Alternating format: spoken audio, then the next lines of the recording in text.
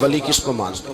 اللہ تبارک و تعالیٰ نے 4 کتابیں نازل فرمائی، اللہ دے دیتا حضرت جبریل سب کی چھتوں پہ، اللہ کے فرشتے بارش برساتے ہیں نا، کتابیں بھی برس سکتی تھی نا، چھتوں پہ گرا دیتا کہ لو پڑھو، لیکن اللہ نے کتابیں 4 بھیجی، نبی 1 لاکھ کم و بیش 24,000 عطا فرمایا۔ فرمایا کتاب پڑھنی ہے پر جب جلوہ دیکھنا ہے تو میرے مصطفیٰ کا دیکھنا ہے، حضور کے نور کی روشنی میں تم نے قرآن مجید کو پڑھنا ہے۔ وہ بھائی سمجھ نہیں ہے، میں آج تک سمجھ نہیں آئی، آج تک کہ گاڑی کا پتہ ہے کہ اس کی ہینڈ بریک کہاں ہے، اس کا کلچ کدھر ہے، اس کی فلاں چیز کدھر ہے، پھر بھی ایک استاد پیسے بھی لیتا ہے، 15 دن ساتھ بھی بٹھاتا ہے، پھر طریقہ سکھاتا ہے۔ جب ایک چھوٹا سا کام بغیر استاد کے نہیں آتا تو دین بغیر استاد کے آ جائے گا؟ اور دین کے مسئلے باریک ہیں، یاد رکھیں، شیطان حملے کرتا ہے، باریک بات ہے۔ تکبر والا جنت میں نہیں جائے گا، ریاکاری والے کی عبادت قبول نہیں ہوگی، حسد والے کے اعمال ضائع ہو جائے، جھوٹ بولنے والے کو حضور نے فرمایا میں اسے مومن ہی نہیں مانتا۔ اب یہ ساری چیزیں جو باطنی نقص ہیں، یہ بیماریاں ہیں باطن کی، آپ اگر دوائی نہ لیں تو آپ کے جسم کی بیماری نہیں جاتی، درویش کے پاس نہ جائیں تو آپ کی روح کی بیماری نہیں جاتی۔ جھوٹ نہیں چھوٹ سکتا، بدی نہیں چھوٹے گی۔ ہم نے دیکھا ہے تھوڑی دیر کے لیے لوگ مسجد آتے ہیں، نماز شروع کرتے ہیں، عمرہ کر کے آئے تو شروع ہو گئی،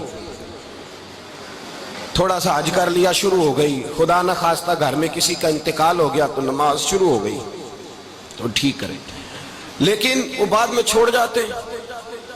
قائم کون رہتا ہے؟ قائم وہ رہتا ہے جس کے پیچھے کوئی قائم رکھنے والا ہوتا ہے۔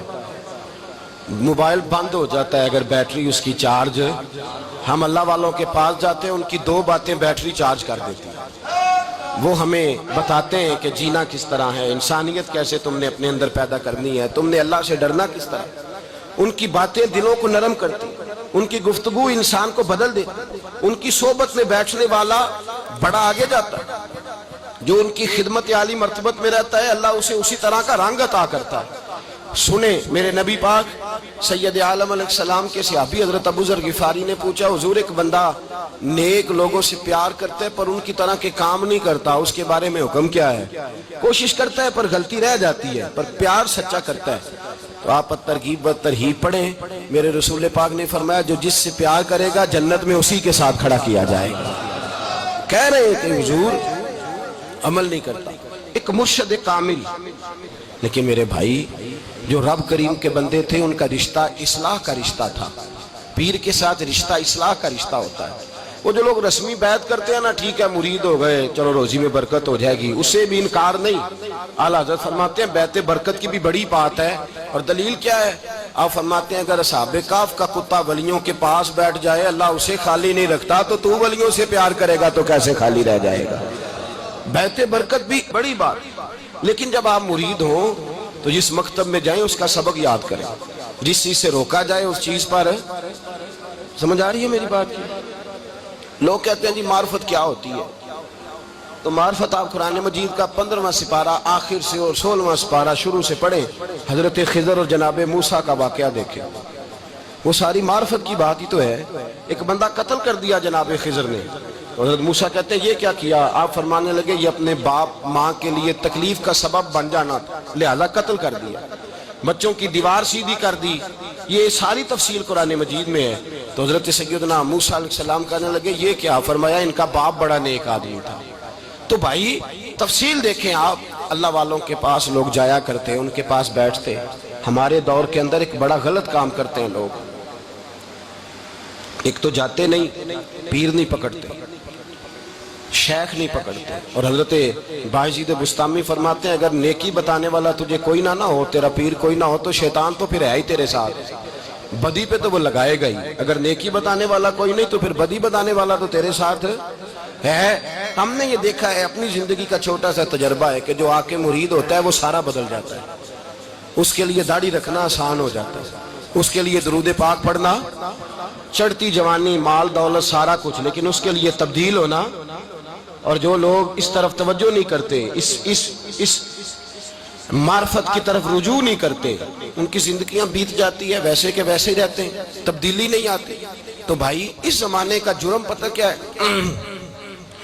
ایک تو لوگ اللہ والوں کے پاس جاتے نہیں، یہ بڑی زیادتی اپنے ساتھ کرتے، اور دوسرا دشمنی کرنے لگے ہیں معاذ اللہ، دشمنی کرتے کہتے جی وہ صوفیاء نے تباہی کر دی معاذ اللہ، بابوں نے تو دین بگاڑ دیا، یہ دشمنی کرتے۔ ابن ماجہ سیاستہ کی کتاب ہے۔ حضرت عمر کہتے ہیں میں حضور کے روضے پہ گیا تو جناب معاذ بن جبل حضور کے روضے پہ بیٹھے رو رہے تھے، تو میں نے کہا معاذ کیوں رو رہے ہو؟ کہنے لگے نبی پاک کی ایک بات نے رلا دیا۔ میں نے کہا کیا ہوا؟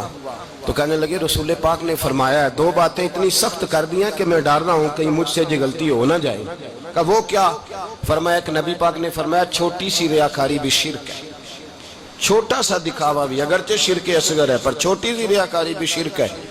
اور دوسرا حضور نے فرمایا رب فرماتا ہے جس نے میرے ولی سے دشمنی کی میرا اس کے خلاف اعلان جنگ ہے، میرا اس کے خلاف اعلان۔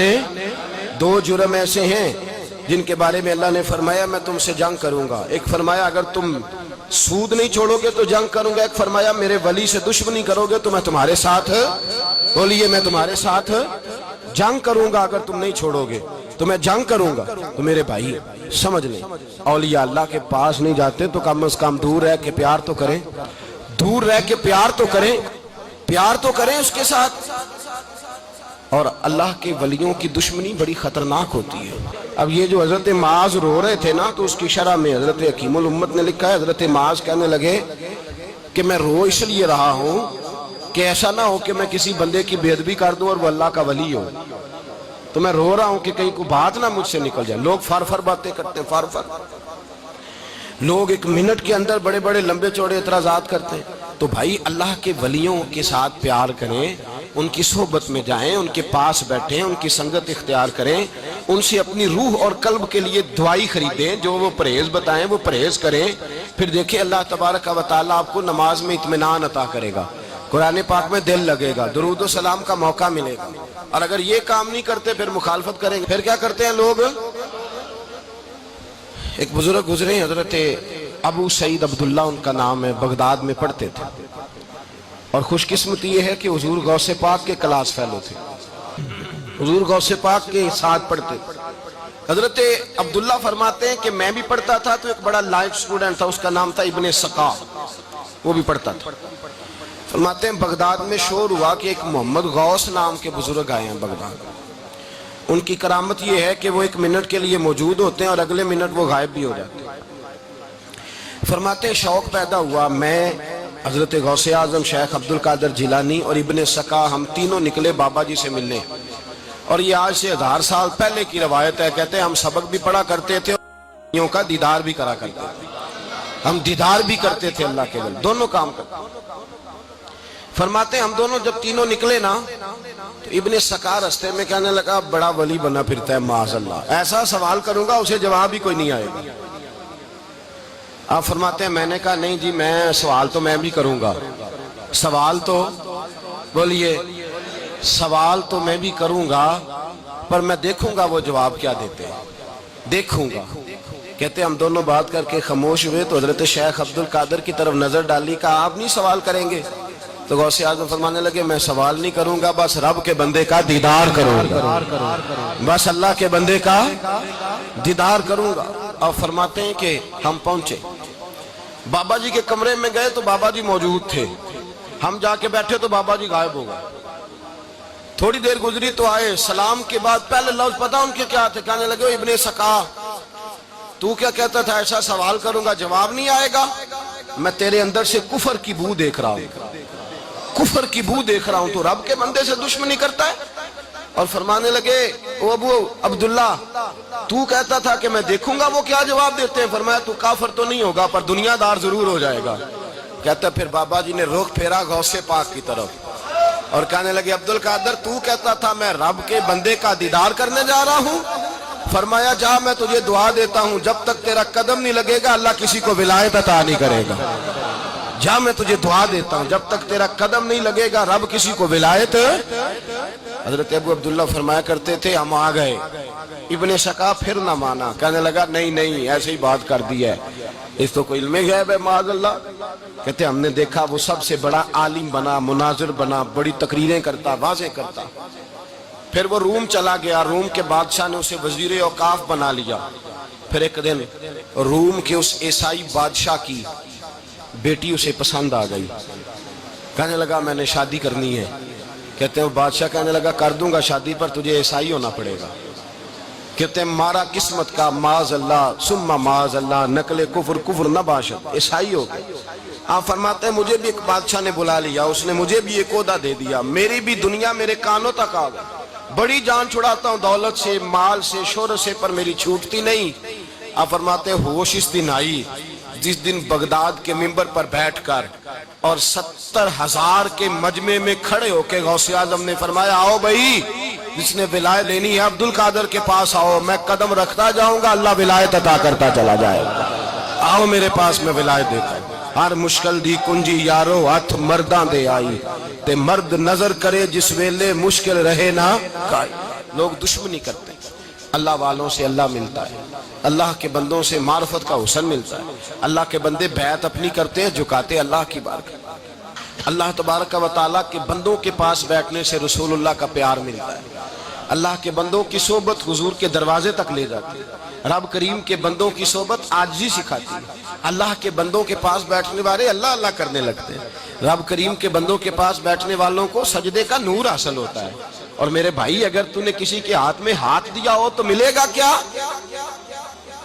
ملے گا کیا؟ خواجہ نظام الدین محبوب الہی رحمت اللہ علیہ کھڑے تھے تو ایک آدمی حلوائی کی دکان پہ کچھ چیز لینے آیا، کوئی درویش سادہ سا آدمی چھوٹی سی مسجد سے نکلا، حلوائی سے کہا دے دے، حلوائی کہا چل دوڑ جا، تو روز آگے کھڑا ہو جاتا ہے، جب سارے آتے ہیں تب آیا کر، غریب گاہک نا تو حلوائی نے جھڑک دیا، اس درویش کو جوش آ گیا، کہنے لگا میرے ساتھ بدتمیزی نہ کرنا ورنہ میں تیری دکان الٹ کے رکھ دوں گا، میں تیری دکان الٹ دوں گا۔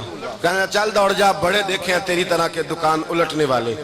حضرت نظام الدین محبوب الہی گزر رہے تھے، حلوائی کی نظر پڑی تو دوڑ کے دست بوسی کرنے آیا، کہنے لگا حضور السلام علیکم۔ آپ فرمانے لگے اس کے ساتھ بد اخلاقی نہ کر، تیری دکان واقعی الٹ جائے گی۔ کہا حضور کس طرح؟ یہ تو ایسے ہی سادہ سا ہے۔ آپ فرمانے لگے یہ بھی سادہ ہے، اس کا پیر بھی اسی طرح کا ہے، پر دادا پیر بڑا باکمال ہے، وہ جس کے ہاتھ میں اس کا ہاتھ ہے وہ بڑا باکمال ہے۔ فرمایا وہ تیار کھڑا ہے، وہ کہتا ہے چلو نالائق ہوا تو کیا ہوا، بچہ تو ہمارا ہی ہے نا، کہہ دے گا تو الٹ دیں گے، بچہ تو ہمارا ہی ہے نا، مجھے دشمنوں نہ چھیڑو، میرا ہے کوئی جہاں میں ابھی پکار لوں گا، نہیں دور ہے مدینہ، یہاں کوئی لاوارث لوگ بستے ہیں، خدا کے فضل سے ہم پر ہے سایہ غوث اعظم کا، ہمیں دونوں جہاں میں ہے سہارا غوث اعظم کا، خدا دے گا منادی حشر میں یہ قادریوں کو، کہاں ہے قادری کر لے نظارہ غوث اعظم کا۔ اور اس سے مراد ہر پیار کرنے والا ہے، صرف سلسلے میں آنے والا نہیں، ہر پیار کرنے والا قادر۔ بھائی سمجھ لیں، یاد رکھیں، اس بات کو پرکھیں، اللہ والوں کی صحبت تو انسان کو کمال کر دیتی ہے، وہ تو نواز دیتی ہے، وہ تو نورن۔ ایک بات اور ہے، کچھ لوگ کہتے ہیں کتنی فرما برداری کرنی چاہیے پیر کی؟ میں نے کہا وہ روحانی طبیب ہوتا ہے، ایک ڈاکٹر سے دوائی لے کے بندہ ایک ڈاکٹر سے دوائی لے تو پھر ساتھ اگلی دکان پہ بھی چلے جانا چاہیے، کیوں جی؟ کی پتہ کتھوں رام آ جائے، ایک سے دوائی لی پھر ساتھ ہی اگلی دکان پہ، پھر اس سے اللہ جانے کہیں سے شفا مل جائے، کدھر سے شفا مل جائے۔ اور بھئی ایسے نہیں ہوتا، دوائی تو ایک حکیم سے کھائے گا، ایک ڈاکٹر کی کھائے گا، جو پرہیز بتائے گا وہ پرہیز، اگر طبیعت ٹھیک نہیں ہوگی تو دوبارہ جائے گا، وہ کہے گا میں نے تیری دوائی بھی بدل دیا، تیری پرہیز بھی بدل دی، اور ایک وقت آئے گا کہ انشاءاللہ شفا۔ حضرت علی بن ہیتی حضور غوث اعظم کے خلیفہ تھے، ان کے مرید تھے علی بن جوسکی نام تھا۔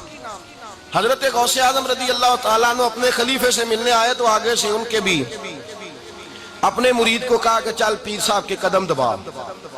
وہ غوث اعظم کے قدموں میں بیٹھنے کی بجائے اپنے پیر کے قدموں میں بیٹھ گئے، دبانے لگے، ڈانٹا، کہنے لگے تیرا دماغ ٹھیک ہے، چل حضور غوث اعظم کے قدم دبا۔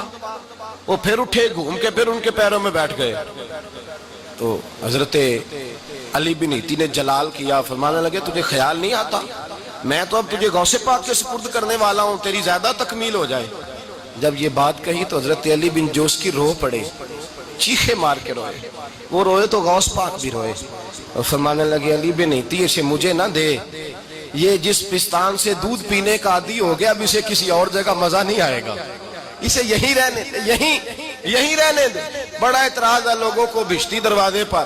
بہشتی دروازہ کہتے ہیں جنت اتنی اونچی تھی نیچے کیسے آ گئی؟ میں نے کہا تم نے پڑھا نہیں نا قرآن و حدیث. جنت بڑی اونچی تھی پر میرے نبی نے فرمایا میں نے ماں کے قدموں کے نیچے لا کے رکھ دیا. تم نے پڑھی نہیں نا، اصل میں پڑھی نہیں. تمہیں کیا پتا کبھی کسی چیز پہ اعتراض. ہم تھوڑا کہہ رہے ہیں کہ جو بہشتی دروازے سے گزر گیا ایک فضیلت ہی ہے نا جی. ایک ہر مسجد جنت ہے کہ نہیں؟ بولیں. حضور نے فرمایا جنت کی کیاریوں کے پاس سے گزرو تو کچھ کھا لیا کرو. جب ہر مسجد جنت ہے تو بابا فرید کی مسجد جنت کیوں نہیں ہو سکتی؟ عجیب چکر ہے. اور بندے بھی کہتے ہیں وہ جی فلانا گیا تھا تو کہتا ہے میں جنتی ہوں. بھائی کس نے کہا؟ بلکہ ایک بڑی اعلیٰ حضرت کے ایک مرید ہوئے مولانا حشمت علی خان صاحب. حضرت مولانا حشمت علی خان صاحب رحمۃ اللہ تعالیٰ علیہ نا پاک پتن سے واپس آ رہے تھے تو بس کی چھت پہ بیٹھے تھے. کہتے رستے میں نا ایک دو بندہ آ گیا جس کو تنقید کی عادت تھی اللہ والوں پہ. مجھے کہنے لگا مولوی کہاں سے آ رہے ہو؟ میں نے کہا پاک پتن شریف سے. پاک پتن سے. کہنے لگے میرے کپڑے سونگنے لگا. کہنے لگا بہشتی دروازہ گزرے ہو؟ میں نے کہا گزرا ہوں. تو کہنے لگا پھر جنت کی خوشبو نہیں آ رہی؟ نبی پاک نے تو فرمایا تھا کہ 500 سال جنتی دور ہوگا تو اس کی خوشبو آئے گی، تم سے نہیں آ رہی. مولانا بڑے حاضر دماغ تھے.